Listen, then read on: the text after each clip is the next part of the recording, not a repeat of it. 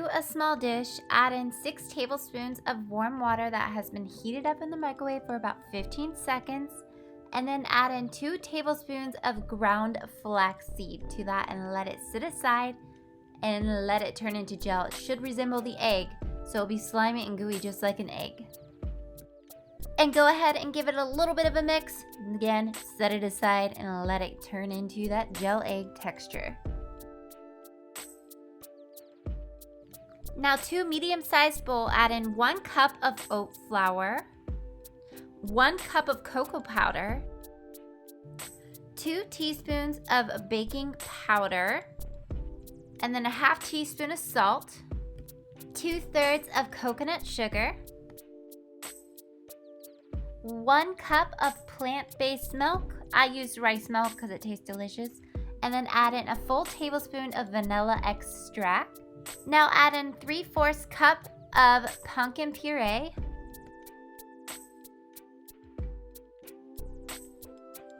Now go ahead and add that flaxseed, egg replacement right in that bowl and replace it with a small sized bowl because we're gonna make the pumpkin filling. Add in a half cup of pumpkin puree.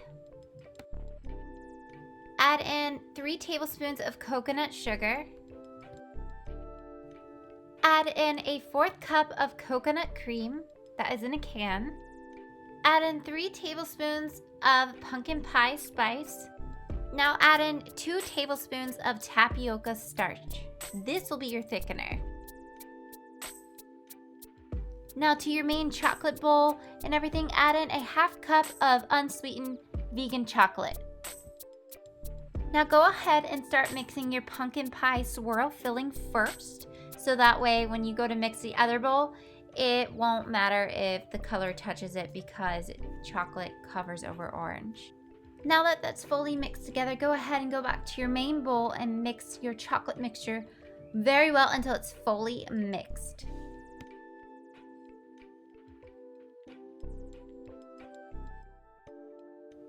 By the way, my 2-year-old loves to assist me in the kitchen. Now that that's beautifully mixed together, go ahead and get some olive oil to a 9x9 baking dish. Grab a paper towel and smear that all over the sides and all the edges. This will keep it from sticking, and there's barely any oil in there, as you can see. Now go ahead and pour your chocolate mix in first and make sure it's completely level and even. And go ahead and start putting in blobs and sections of your pumpkin pie filling swirl thing right there. As you see, what I'm doing is I'm putting it in different spots. I'm not clumping it all together in one. It's going in different spots. Now go ahead and grab a kitchen fork. This will help you with the swirling and kind of stroke through it in lines. You can also use a toothpick too, but a fork works better because it makes better strokes. You could just swirl it as I'm doing. Never ever mix it in circles because then you'll mix it all the way too much and you won't be able to see that beautiful orange in there.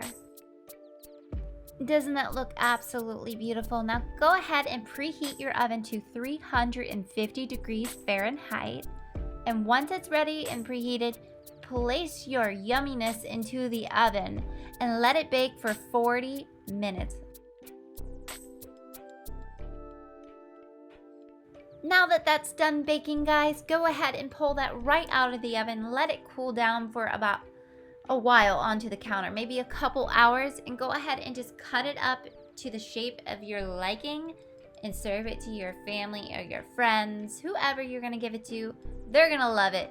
Make sure you tell them that this is gluten-free and vegan and refined sugar-free. They're gonna be shocked. Or maybe don't tell them and then tell them after.